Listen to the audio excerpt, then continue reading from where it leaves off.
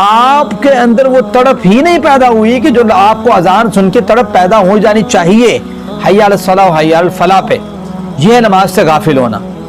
ایک یہ ہے کہ آپ کھڑے نماز پڑھ رہے ہیں اور آپ نماز کے اندر کہاں پہنچے ہوئے ہیں آپ کو پتہ ہی نہیں ہے،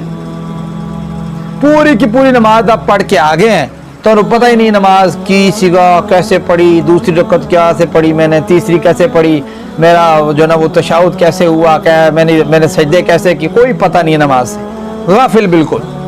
کھڑے ہیں لیکن دماغ جو ہے وہ آپ کی نماز کا ساتھ نہیں دے رہا۔ ٹھیک ہے، ایک معنی۔ دوسرا معنی، آپ